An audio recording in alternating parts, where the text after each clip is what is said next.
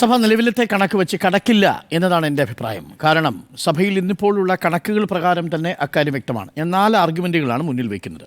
1, സഭയിൽ കണക്ക് പ്രകാരം കടക്കുമോ? ഇല്ല എന്നത് നിശ്ചയമാണ്. 2, ഈ BJP ഈ ബില്ല് അവതരിപ്പിക്കുമ്പോൾ പറഞ്ഞ ആദ്യത്തെ ആർഗ്യുമെൻറ്റ് ഇതൊരു വോട്ടർ ഫറ്റീഗ് ഉണ്ടാക്കുന്നു, അഥവാ വോട്ടർമാർക്ക് ഒരു മടുപ്പുണ്ടാക്കുന്നു. ഇങ്ങനെ പലതവണ പല കുറിയായിട്ട് ഇലക്ട്രൽ പ്രക്രിയയിൽ പങ്കെടുക്കുന്നത് കൊണ്ട്, പോളിംഗ് ബൂത്തിലേക്ക് പോകുന്നതുകൊണ്ട് ഇത് ശരിയാണോ എന്നത് കണക്കിലൂടെ പരിശോധിക്കാം. 3, സാമ്പത്തികമായി അധിക ബാധ്യത ഉണ്ടാക്കുന്നു എന്നുള്ളതാണ് രാംനാഥ് കോവിന്ദിൻ്റെ കണ്ടെത്തൽ. അത് ശരിയാണോ എന്നുള്ളതും കണക്കുകളിലൂടെ നമുക്ക് പരിശോധിക്കാം. 4, ഇത് ഭരണഘടനാ വിരുദ്ധമാണോ എന്നുള്ളതും നമുക്ക് പരിശോധിക്കണം. 4 വാദങ്ങളും ഞാൻ വളരെ വേഗം അവസാനിപ്പിക്കാം. ആദ്യത്തേത് വളരെ പെട്ടെന്ന് പറഞ്ഞു തീർക്കാവുന്നതാണ്. സഭ കടക്കുമോ എന്ന ചോദ്യത്തിന് സഭ കടക്കില്ല നിലവിലത്തെ കണക്ക് പ്രകാരം. സഭയിൽ ഇപ്പോഴുള്ളത് NDAക്കുള്ള കണക്ക് പ്രകാരം സഭയിലത് പാസ്സാവണമെങ്കിൽ സ്പെഷ്യൽ മെജോറിറ്റി ആവശ്യമുണ്ട്. ഇതിൽ പല പ്രൊവിഷനും ബില്ല് അവതരിപ്പിക്കാൻ സ്പെഷ്യൽ മെജോറിറ്റി ആവശ്യമില്ല. ബില്ല് അവതരിപ്പിക്കാൻ കേവല ഭൂരിപക്ഷം മതി. ഇന്ന് കേവല ഭൂരിപക്ഷം മാത്രമാണ് കിട്ടിയിരിക്കുന്നത്. അതും അത്രയും കിട്ടിയിട്ടില്ല. 268ഉം 198ഉമാണ്. 268 പേർ അനുകൂലിക്കുന്നു, 198 പേർ ബില്ലിനെ എതിർക്കുന്നു, അവതരണത്തെ എതിർക്കുന്നു. നോക്കൂ, നിലവിൽ 543 അംഗങ്ങളുള്ള ലോക്സഭയിൽ അത്രയും ആളുകൾ ഹാജരാവുകയാണെങ്കിൽ 362 അംഗങ്ങൾ NDAക്ക് വേണം. നിലവിലില്ല എന്നുള്ളത് വ്യക്തമാണല്ലോ. അപ്പോൾ പിന്നെ മറ്റൊരു സാധ്യതയുണ്ട്. സ്പെഷ്യൽ മെജോറിറ്റി എന്ന് പറഞ്ഞാൽ സഭയിലെ മൊത്തം അംഗങ്ങളുടെ ഭൂരിപക്ഷവും, അതായത് കേവല ഭൂരിപക്ഷവും, സഭയിൽ ഹാജരാവുന്ന അംഗങ്ങളിൽ 1/2 ഭൂരിപക്ഷവുമാണ്. അപ്പോൾ അത്രയും അംഗങ്ങൾ ഹാജരാകാതിരിക്കണം. 543 അംഗങ്ങളിൽ 100 അംഗങ്ങൾ ഈ ബില്ലിൻ്റെ ക്ലോസ് ബൈ ക്ലോസ് ഡിസ്കഷൻ നടന്ന് അത് പാസ്സാക്കുന്ന സമയം സഭയിൽ ഇല്ലെങ്കിൽ മാത്രമേ ഈ ബില്ല് പാസ്സാക്കാൻ കഴിയൂ. എന്ന് പറഞ്ഞാൽ 543-ൽ നിന്ന് 439 ചുരുക്കണം സഭയിൽ ഹാജരാവുന്ന അംഗങ്ങളുടെ എണ്ണം. നിലവിലത്തെ സാഹചര്യത്തിൽ അത് BJPക്ക് സാധ്യമല്ല. അങ്ങനെ വന്നാൽ മാത്രമേ 293 എന്ന നമ്പർ 3/2 ഭൂരിപക്ഷമായി മാറൂ, അഥവാ സ്പെഷ്യൽ മെജോറിറ്റി ആയിട്ട് മാറൂ. അപ്പോൾ നിലവിലുള്ള കണക്ക് പ്രകാരം അത് സാധ്യമല്ല.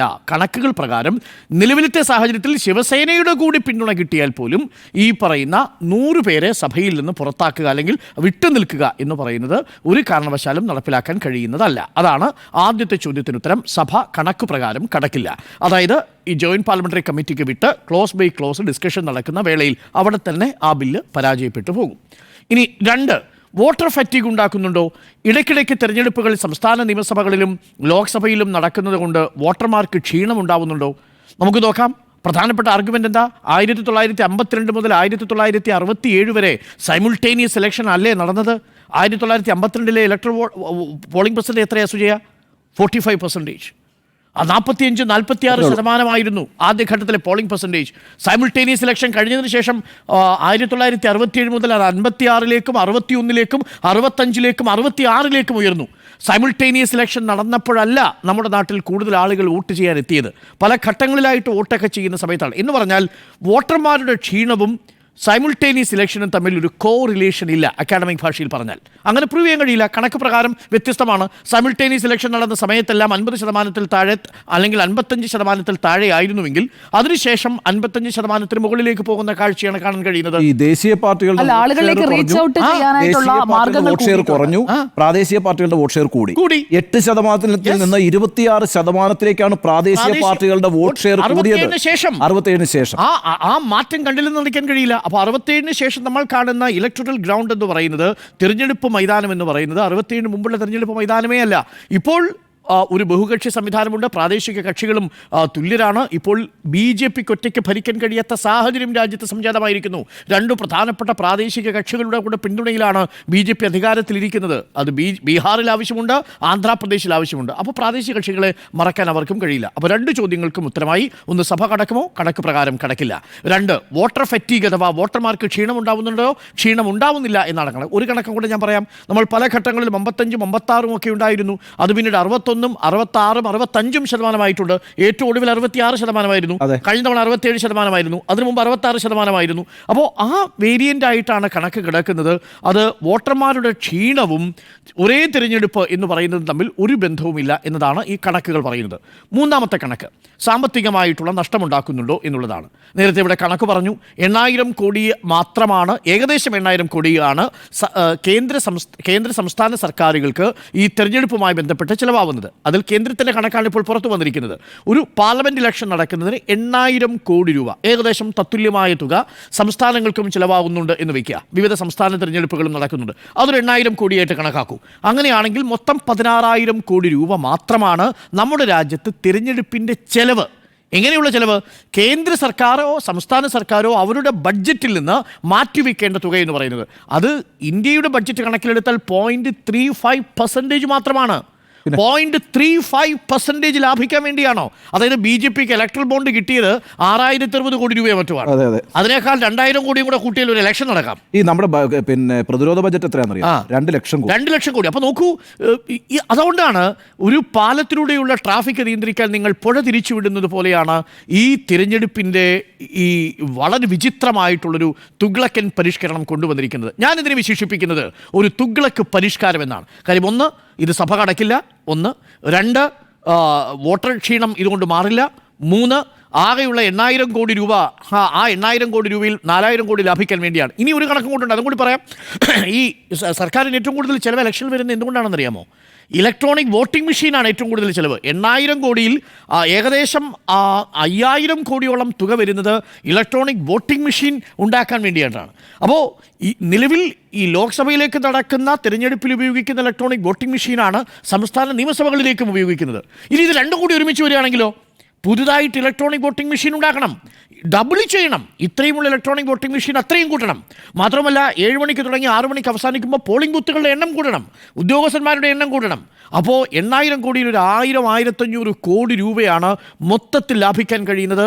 അത് ലാഭിക്കാൻ വേണ്ടിയാണ് ഈ പ്രോസസ്സ് എന്ന് പറയുന്നത് തന്നെ അസംബന്ധമാണ്. അതാണ് മൂന്നാമത്തെ പ്രധാനപ്പെട്ട കാര്യം. ഇനി നാലാമത്തത്, ഭരണഘടനാ വിരുദ്ധമാണോ? ഭരണഘടനയുടെ അടിസ്ഥാന പ്രമാണങ്ങളിൽ ഒന്നാണ് ഇന്ത്യ ഒരു ഫെഡറൽ സ്പിരിറ്റ് കാത്തു സൂക്ഷിക്കുന്ന ഒരു ഭരണഘടനയാണ് എന്നുള്ള സുപ്രീം കോടതിയുടെ ബേസിസ് സ്ട്രക്ചർ ഡോക്ട്രിൻ. ആ ബേസിസ് സ്ട്രക്ചർ ഡോക്ട്രിന് വിഘാതമാണിത്. എങ്ങനെയാണ് വിഘാതമാവുക? സംസ്ഥാന നിയമസഭയുടെ കാലാവധി നിങ്ങൾക്ക് ഫുൾ ടേം എന്നും നിങ്ങൾക്ക് പാർഷ്യൽ ടേം എന്നും വിഭജിക്കാൻ കഴിയുമോ? അങ്ങനെ വന്നാൽ സംസ്ഥാന നിയമസഭകളുടെ അധികാരത്തിന്മേലുള്ള കടന്നുകയറ്റമാണത്. ഉദാഹരണത്തിന് കേരളം ഇപ്പോൾ 2034 മുതലാണല്ലോ ഒറ്റ തിരഞ്ഞെടുപ്പ് പ്രക്രിയയിലേക്ക് നമ്മൾ കടക്കുക. നമുക്ക് അടുത്ത ഒരു തിരഞ്ഞെടുപ്പ് വരാൻ പോകുന്നത് 2026 അത് കഴിഞ്ഞാൽ കേരളം വോട്ടിടാൻ പോകുന്നത് 5 വർഷം കഴിഞ്ഞ് 2031 31 അധികാരത്തിൽ വരുന്ന കേരള നിയമസഭയിൽ ആ കേരള നിയമസഭ 3 വർഷം കഴിയുമ്പോൾ പിരിച്ചുവിടേണ്ടി വരും. അങ്ങനെ 2034 ലോക്സഭയുമായി കേരള നിയമസഭയ്ക്ക് ഇലക്ഷൻ നടത്തണമെങ്കിൽ 3 വർഷം മാത്രമായിരിക്കും കേരള നിയമസഭയുടെ ആയുസ്. സംസ്ഥാന നിയമസഭയുടെ ആയുസ് ലോക്സഭയുടെ ആയുസിന് വേണ്ടി വെട്ടിച്ചുരുക്കണമെന്ന് എവിടെയാണ് പറയുന്നത്? ഭരണഘടനയിൽ ഒരിടത്തും പറയുന്നില്ല. മാത്രമല്ല നമ്മുടെ ഭരണഘടനയിൽ ഡിവിഷൻ ഓഫ് പവർ അംഗീകരിച്ചിരിക്കുന്ന ഒരു ഭരണഘടനയാണ്. സംസ്ഥാന നിയമസഭയ്ക്ക് നിയമങ്ങൾ പാസ്സാക്കേണ്ട വിഷയങ്ങളുണ്ട്, കേന്ദ്ര യൂണിയൻ പാർലമെൻറ്റിന് വിഷയങ്ങൾ പാസ്സാക്കേണ്ട വിഷയങ്ങളുണ്ട്. അപ്പോൾ സംസ്ഥാന നിയമസഭകൾക്കും കേന്ദ്രത്തിലെ പാർലമെൻറ്റിനോളം തുല്യമായിട്ടുള്ള ചില വിഷയങ്ങളിൽ യൂണിയൻ ഗവൺമെൻറ്റിനും യൂണിയൻ പാർലമെൻറ്റിനും അധികാരമുണ്ട് എന്നത് ഞാൻ സമ്മതിക്കുന്നു. എങ്കിൽ പോലും ആ സംസ്ഥാന നിയമസഭകളുടെ മേലുള്ള ഒരു കടന്നുകയറ്റമായി തീരും. അത് ഫെഡറലിസത്തെ ബാധിക്കും, പ്രാദേശിക കക്ഷികളെ ബാധിക്കും. അപ്പോൾ സ്വാഭാവികമായും അത് ഭരണഘടനാ വിരുദ്ധമായി തീരും. അതാണ് ഫെഡറൽ സ്പിരിറ്റിനെ കൂടി ബാധിക്കുന്നതാണ് ഈ നീക്കം എന്നതാണ് ഇന്ന് വിവിധ പ്രതിപക്ഷ കക്ഷികൾ പറഞ്ഞിരിക്കുന്നത്. അത് അക്ഷരാർത്ഥത്തിൽ ശരിയുമാണ്. ഈ 4 കാര്യങ്ങളും BJP പറയുന്ന ആർഗ്യുമെൻറ്റുകൾ പൊളിഞ്ഞുപോയി എന്നുള്ളതാണ് വാസ്തവം. ഇനി എന്തുകൊണ്ടായിരിക്കും BJP നീക്കം നടത്തുന്നത്? തീർച്ചയായിട്ടും ഭരണപരാജയം മറച്ചുവെക്കാൻ അഥവാ ഭരണമില്ലായ്മ മറച്ചുവെക്കാൻ വേണ്ടി വാർത്തകളിലെ തലക്കെട്ടുകളിൽ നിറയാൻ വേണ്ടിയിട്ടുള്ളൊരു എക്സസൈസ് എന്ന നിലയിലാണ് ഞാനതിനെ കാണുന്നത്. ഇത് ഇല്ലാത്ത രോഗത്തിന് രോഗത്തേക്കാൾ ഗുരുതരമായിട്ടുള്ള ചികിത്സയാണ് യഥാർത്ഥത്തിൽ ഇപ്പോൾ നിർദ്ദേശിക്കപ്പെട്ടിരിക്കുന്നത്. അത് അപകടം ചെയ്യുന്നത് എങ്ങനെയാണെന്ന് വെച്ചാൽ അത് ഇന്ത്യൻ ജനാധിപത്യത്തിൻ്റെ സൗന്ദര്യത്തെ തന്നെ ഇല്ലാതാക്കും. എന്താ ജനാധിപത്യത്തിൻ്റെ സൗന്ദര്യം? ഭരണപരമായി തിരഞ്ഞെടുക്കപ്പെടുന്നവർക്ക് 5 വർഷം ഏകാധിപതികളെ പോലെ ഭരിക്കാനുള്ള അവകാശമല്ല. നമ്മുടെ ഭരണ സംവിധാനം അനുസരിച്ച് റീകോൾ പ്രൊവിഷൻ ഇല്ല.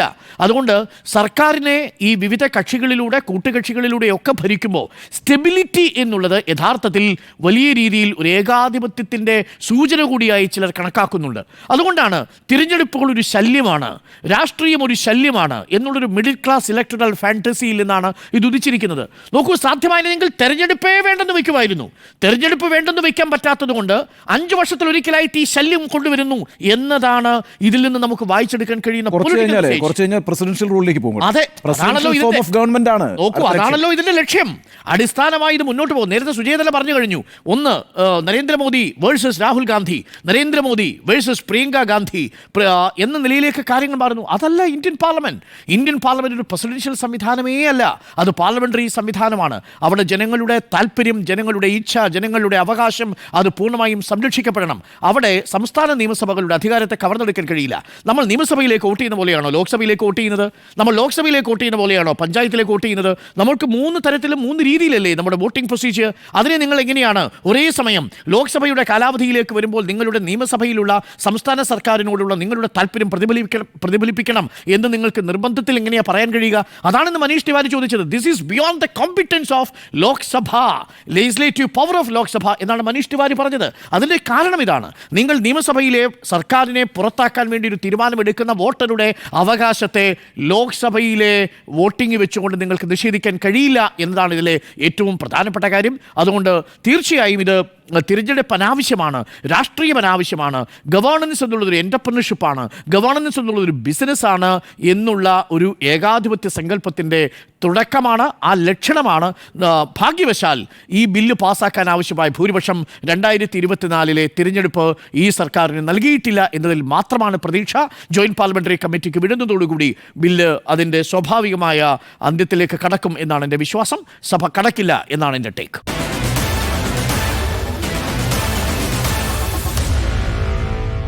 Meet the editors.